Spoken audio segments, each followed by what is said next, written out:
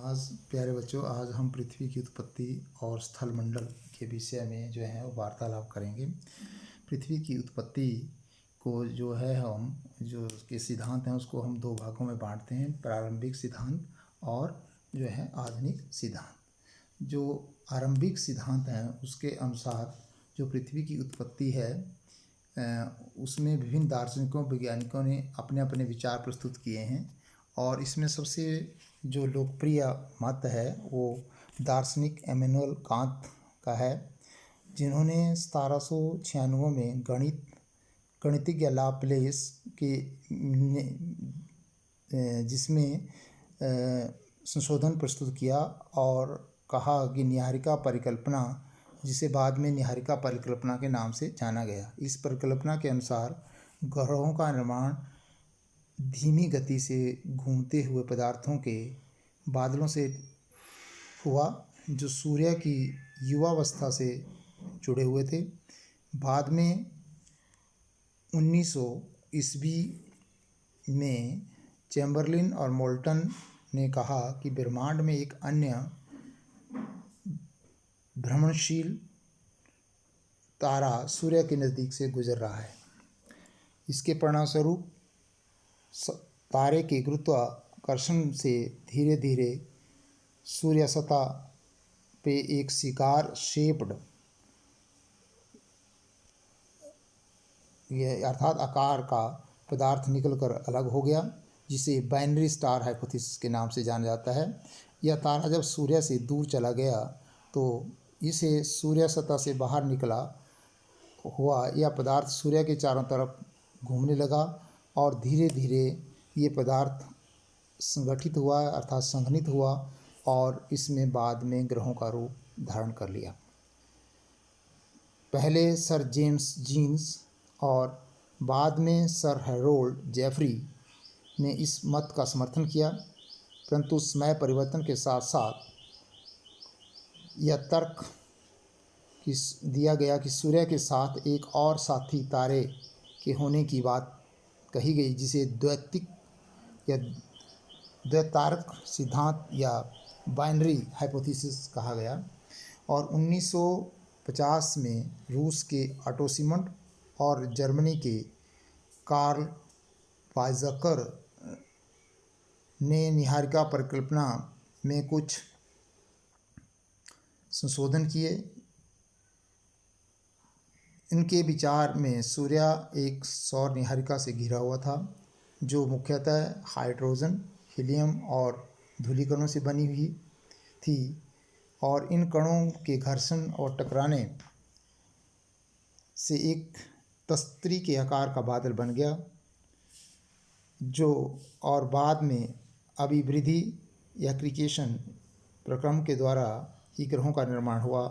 अंत में वैज्ञानिकों ने पृथ्वी और अन्य ग्रहों की ही नहीं वरना पूरे ब्रह्मांड की उत्पत्ति की समस्याओं को समझने का प्रयास किया, और जिसमें आधुनिक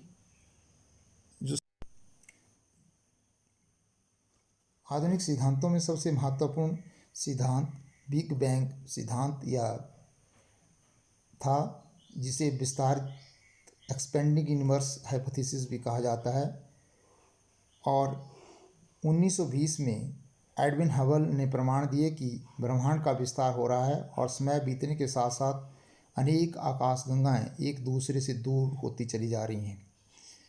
और इसको समझाने के लिए उन्होंने एक गुब्बारे का उदाहरण दिया कि उसके ऊपर आप तरह तरह के निशान अंकित कर सकते हैं, और जब आप गुब्बारे को फैलाएंगे तो आकाशगंगाएं आपको उस पर लगे हुए निशान जैसे ही उसको फैलाएंगे फैलते हुए नजर आएंगे, जिससे ये भली भांति प्रतीत होगा कि आकाशगंगाएं आज भी के बीच की दूरी लगातार बढ़ रही है।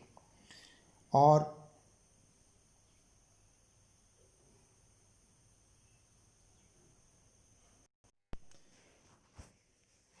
बिग बैंग सिद्धांत ब्रह्मांड की 3 अवस्थाओं का वर्णन करता है, जिसमें सबसे पहले आरंभ में ये मानता है कि सभी पदार्थ जिनसे ब्रह्मांड बना है अति एकांकी परमाणु के रूप में एक ही स्थान पर स्थित थे, जिनका आयतन अत्यंत सूक्ष्म और तापमान अधिक था, जिसके कारण दूसरा बिग बैंग की प्रक्रिया में अति एकांकी या छोटे गोलक में भीषण विस्फोट हुआ और इस प्रकार विस्फोट की क्रिया के कारण इनका विस्तार हुआ।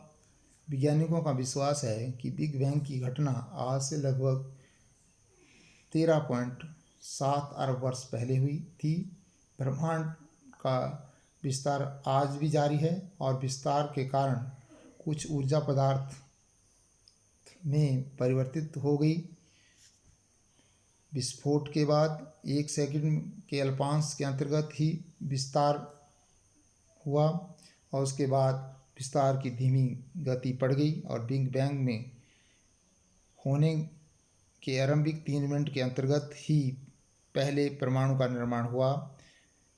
तीसरा, बिग बैंग से 3 लाख वर्षों के दौरान तापमान लगभग 4500 डिग्री केल्विन तक गिर गया और परमाणुीय पदार्थ का निर्माण हुआ, जिससे ब्रह्मांड पारदर्शी हो गया।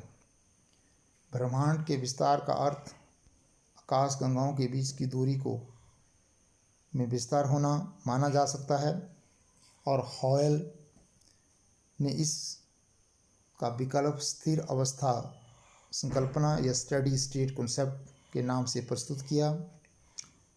इस संकल्पना के अनुसार ब्रह्मांड किसी भी समय एक जैसा नहीं रहा है। यद्यपि ब्रह्मांड संबंधी अनेक प्रमाण मिलने से वैज्ञानिक समुदाय अब ब्रह्मांड सिद्धांत के पक्षकार हो गए हैं और ब्रह्मांड हॉयल की इस हाइपोथेसिस को एक्सपेंडिंग हाइपोथेसिस के नाम से भी जाना जाता है।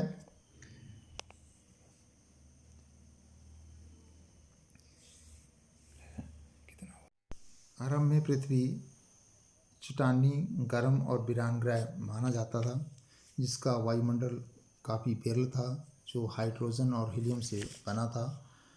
यह आज भी पृथ्वी के वायुमंडल में बहुत अलग था। अतः कुछ ऐसी घटनाएं और क्रियाएं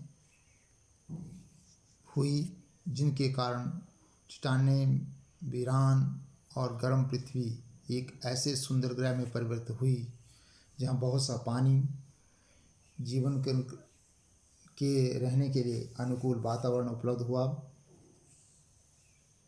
आज से 460 करोड़ साल के दौरान इस ग्रह पर जीवन का विकास हुआ और पृथ्वी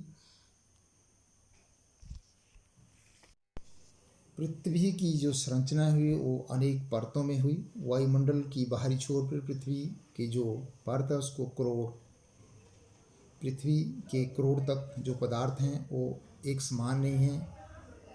कईयों का घनत्व अधिक है और कईयों का कम है। पृथ्वी की सतह से इसके भीतर भाग तक अनेक मंडल पाए जाते हैं और हर एक भाग के पदार्थ की अपनी अपनी अलग अलग विशेषताएं हैं। इन सभी विशेषताओं के बारे में हम स्थल मंडल में पढ़ेंगे।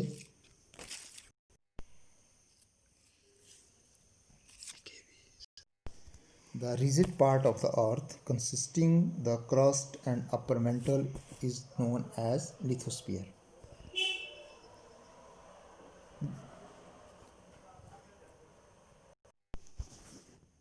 ग्रहाणुओं और दूसरे खगोलीय पिंड ज़्यादातर एक जैसे ही घने और हल्के पदार्थों के मिश्रण से बने हैं।